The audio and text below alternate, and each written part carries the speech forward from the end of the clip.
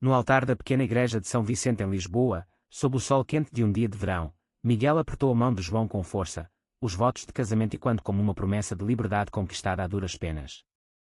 Mas então, entre os convidados, uma figura familiar surgiu na porta, congelando o tempo. Era Sofia, sua ex-namorada, com os olhos cheios de fúria e lágrimas, pronta para revelar um segredo que poderia destruir tudo. O padre parou, o silêncio invadiu o espaço, e Miguel sentiu o mundo desabar novamente, como no dia em que ela o deixara há 5 anos. Aquela manhã de 2021, em um café movimentado do Bairro Alto, Sofia havia terminado tudo com palavras cortantes. Você não é o homem que eu pensei, Miguel.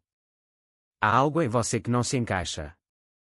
Ele, então com 25 anos, estudante de arquitetura na Universidade de Lisboa, ficou atordoado, sem entender o que ela queria dizer. Os meses seguintes foram um inferno de autodescoberta, onde as noites solitárias o levaram a questionar sua identidade, forçado a confrontar traços que sempre reprimira por medo do julgamento familiar e social. Miguel crescera em uma família conservadora de Porto, onde o pai, um engenheiro naval rígido, esperava que ele seguisse o caminho tradicional: casamento heterossexual, filhos, estabilidade. A mãe, devota católica, reforçava isso com orações diárias e conversas sobre o pecado da homossexualidade, citando passagens da Bíblia que Miguel memorizara na infância. Quando Sofia o deixou, alegando que ele parecia distante emocionalmente, Miguel mergulhou em uma depressão profunda, isolando-se em seu apartamento pequeno em Alfama, bebendo vinho barato e navegando por fóruns online sobre identidade sexual. Foi ali que, pela primeira vez, admitiu para si mesmo: talvez ele fosse gay. Mas admitir era uma coisa, aceitar, outra completamente diferente. Ele começou a sair com amigos do curso, frequentando bares alternativos onde a comunidade LGBT se reunia discretamente, longe dos olhares preconceituosos da sociedade portuguesa ainda marcada por tradições católicas. Em uma noite chuvosa, conheceu João, um professor de história de 28 anos, com olhos castanhos profundos e um sorriso que dissipava as sombras. João era assumido, vindo de uma família mais liberal de Coimbra, e sua confiança inspirou Miguel a abrir-se. Não é uma escolha, Miguel, disse João em sua primeira conversa séria, é quem você é. Mas o mundo não facilita. Eles começaram um relacionamento tímido, marcado por encontros escondidos, pois Miguel temia a reação dos pais. A pressão familiar aumentava. O pai ligava semanalmente, perguntando sobre namoradas e planos de futuro, enquanto a mãe enviava mensagens sobre netos que sonhava ter. Miguel mentia, inventando histórias sobre uma amiga especial, mas cada mentira o corroía por dentro. Ele se sentia traidor de si mesmo e de sua família, preso em um conflito moral: honrar as expectativas ou viver autenticamente. A sociedade portuguesa, apesar de progressos como o casamento gay legalizado em 2010, ainda carregava estigmas, especialmente em círculos conservadores. Amigos heterossexuais faziam piadas casuais sobre maricas, e Miguel se calava, sentindo a dor da invisibilidade. Com João, as coisas evoluíam. Eles viajaram para o Algarve, passando fins de semana em praias isoladas, onde Miguel pôde ser ele mesmo sem máscaras.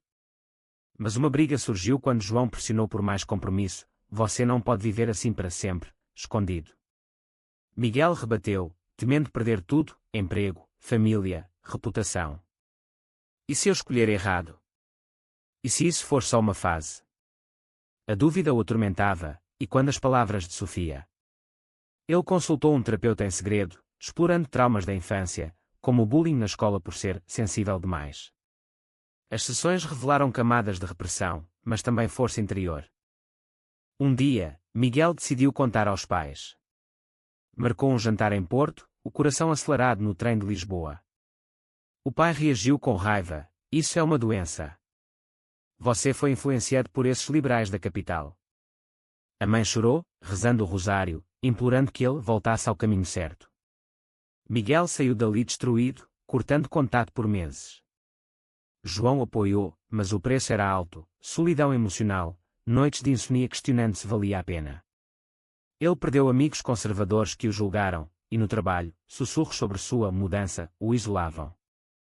Enquanto isso, Sofia seguia sua vida. Após o término, ela se mudara para Madrid, trabalhando em marketing, mas o arrependimento a consumia. Ela sempre soubera da luta interna de Miguel, mas o abandonara por covardia, temendo um relacionamento instável. Ao voltar a Portugal para visitar a família, ouviu rumores sobre o noivado de Miguel com um homem. Chocada, decidiu confrontá-lo, impulsionada por uma mistura de ciúme e culpa. Eu o empurrei para isso, pensou ela, ignorando a complexidade da identidade sexual.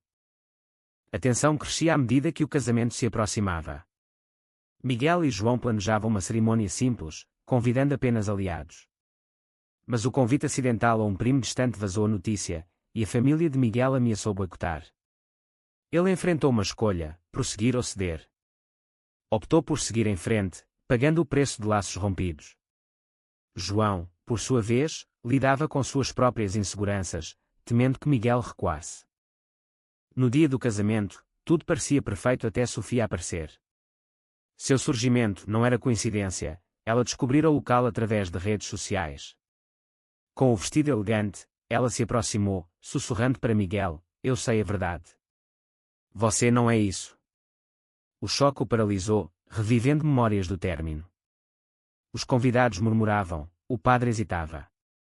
João, confuso, apertou sua mão mais forte. Miguel precisava decidir, confrontar o passado ou deixar que ele destruísse o futuro. Miguel virou-se para Sofia, o rosto pálido sob as luzes da igreja, enquanto o burburinho dos convidados crescia como uma onda ameaçadora. O que você está fazendo aqui? Murmurou ele, tentando manter a compostura, mas o tremor em sua voz traía o pânico interno. Sofia, com os cabelos castanhos soltos e um olhar determinado, respondeu baixinho: eu vim para te salvar de um erro. Isso não é você, Miguel. Lembra do que tínhamos? O padre, um homem idoso com barba grisalha, pigarreou, pedindo silêncio.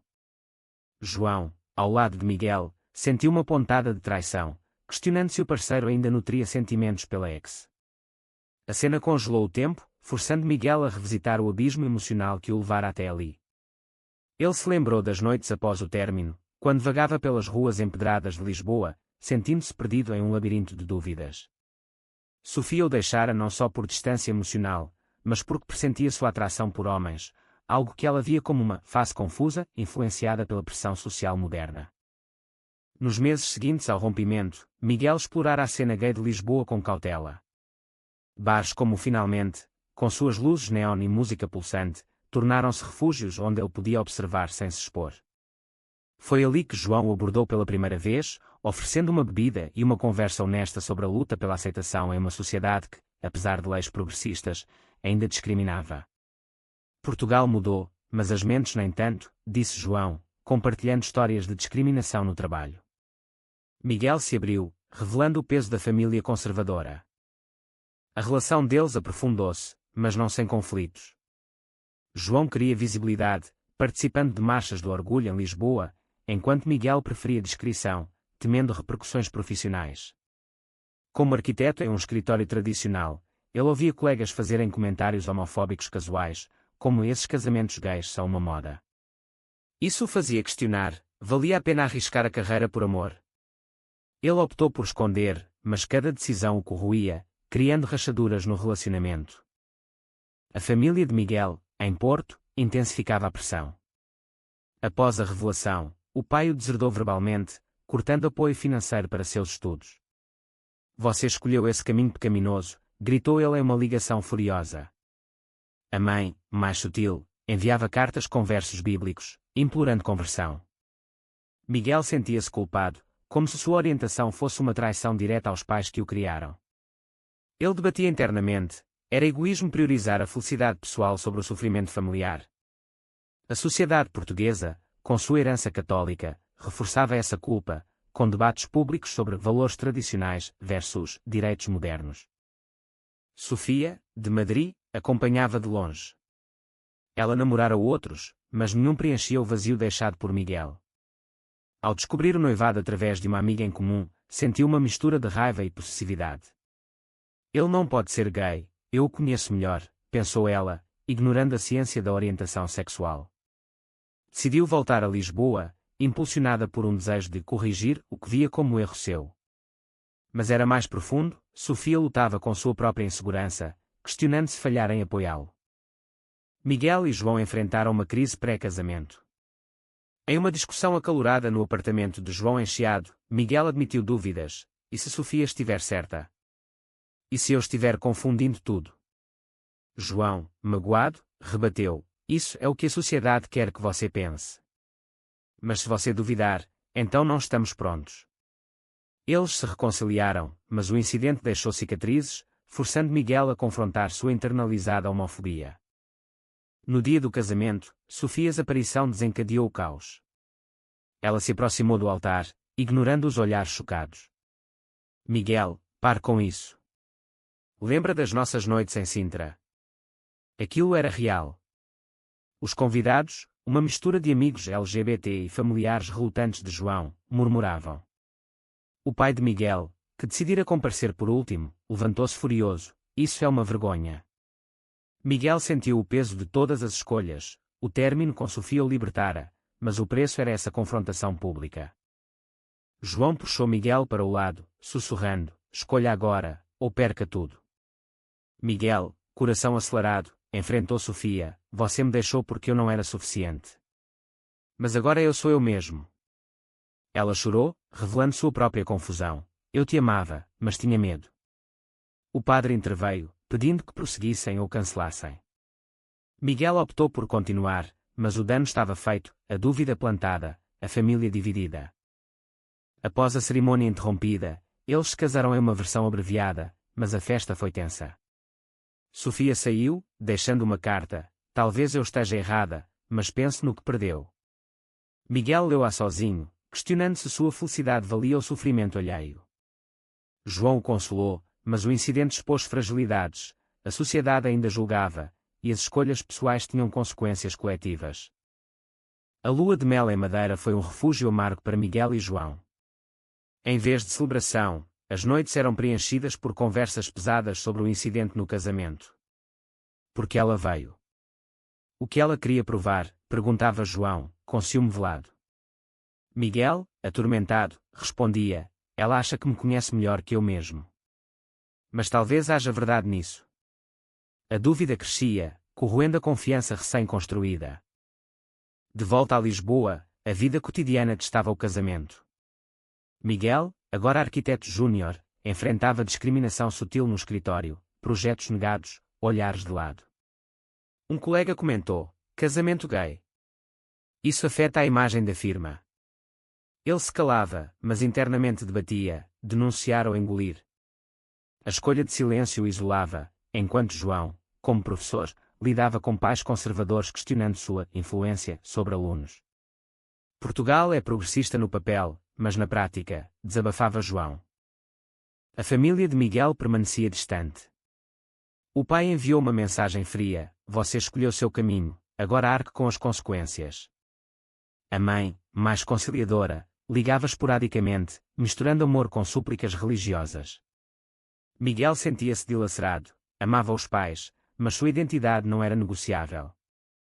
Ele participava de grupos de apoio LGBT em Lisboa, compartilhando histórias de rejeição familiar, o que o fortalecia, mas também destacava o preço social, amigos perdidos, oportunidades negadas. Sofia, de volta a Madrid, refletia sobre suas ações. Impulsionada por culpa, ela pesquisou sobre orientação sexual, lendo artigos sobre fluidez e repressão. Eu o forcei a se esconder, admitiu para si. Decidiu escrever um e-mail longo para Miguel, pedindo perdão: eu errei ao te julgar. Mas veja o dano que causei à sua família. Miguel leu, respondendo com honestidade: o dano veio da sociedade que nos molda. Mas você não me tornou gay, eu sempre fui.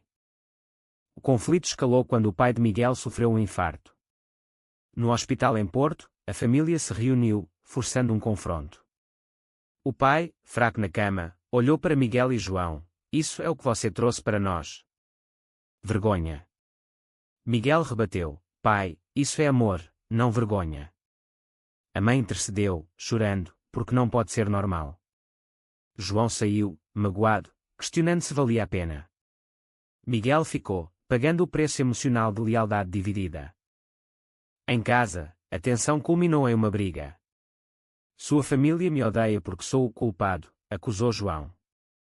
Miguel defendeu: eles precisam de tempo. Mas internamente, ele questionava: era justo impor sua escolha aos outros?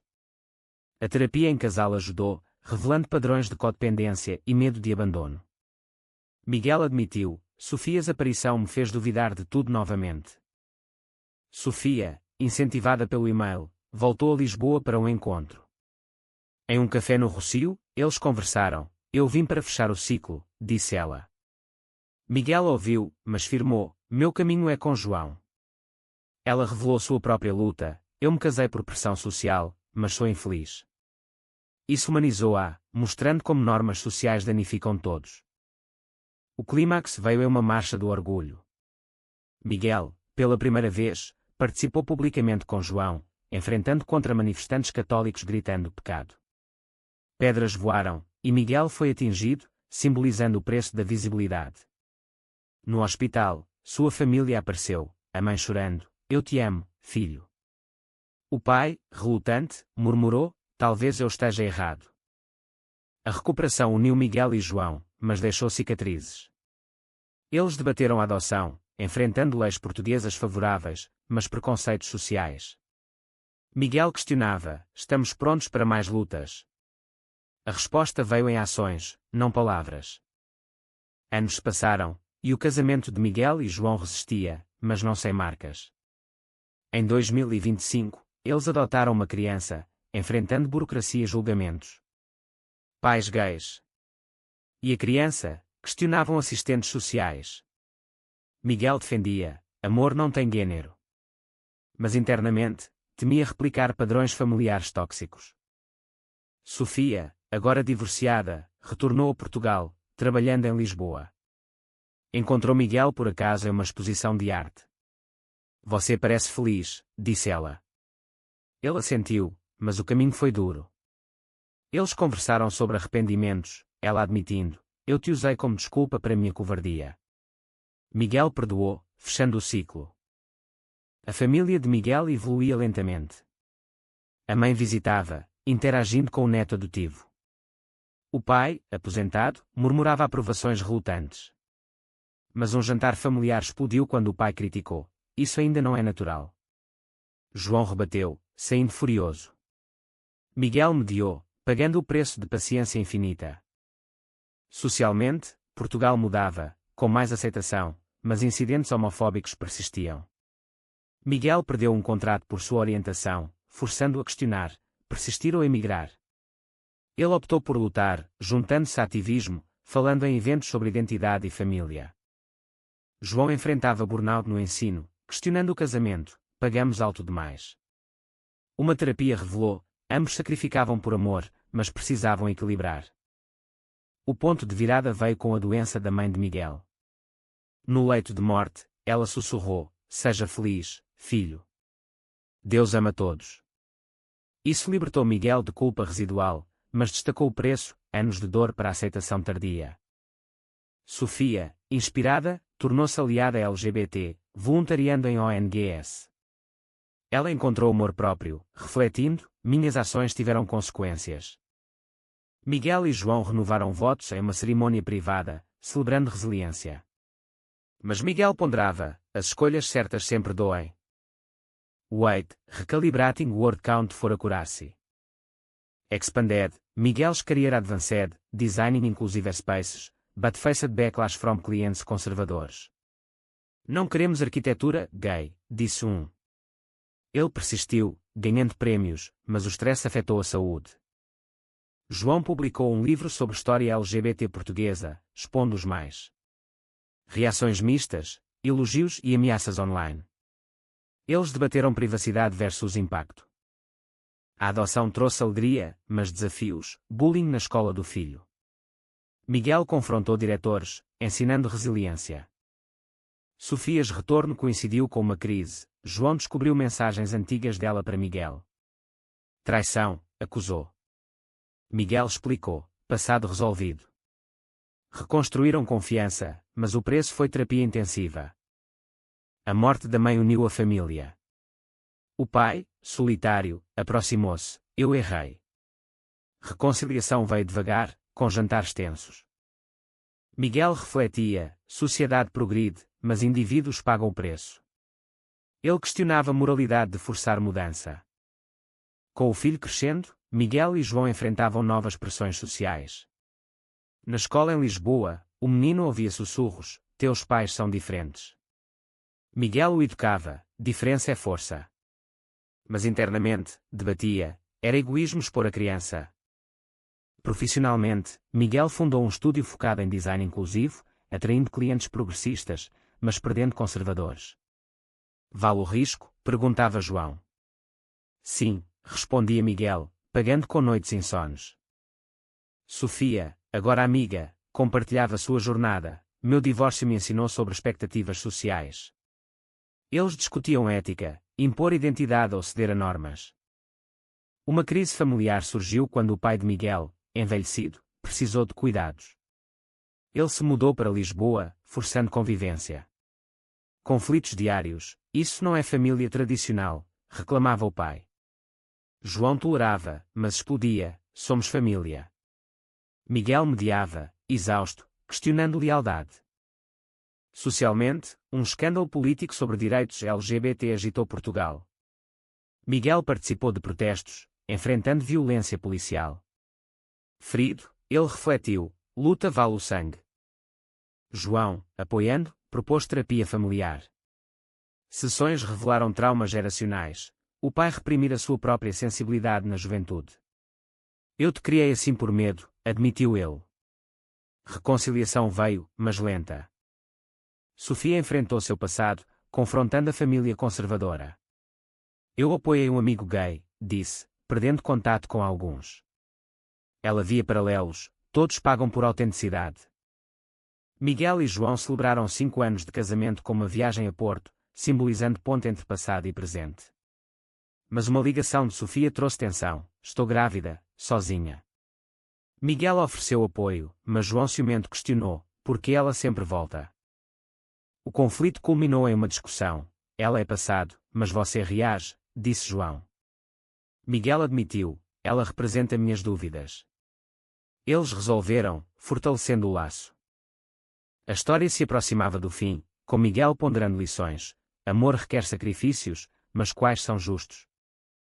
O filho de Miguel e João, agora adolescente, questionava sua herança, porque a vovó chorava tanto. Miguel explicava honestamente, ensinando sobre preconceito. Mas o menino enfrentava bullying online, forçando os pais a intervir, pagando com advocacia exaustiva. Profissionalmente, Miguel's estúdio florescia, influenciando políticas urbanas inclusivas. Mas um boicote conservador ameaçou tudo. Ele debateu, ceder ou lutar. Optou por lutar, perdendo contratos, mas ganhando respeito. João's livro tornou-se best-seller, mas atraiu ódio. Ameaçados, eles consideraram emigrar para a Espanha, mas ficaram, priorizando raízes. Sofia, com sua filha, integrou-se ao círculo, formando uma família estendida. Nós todos erramos, disse ela em um jantar. O pai de Miguel, agora avô amoroso, assentia, o tempo cura.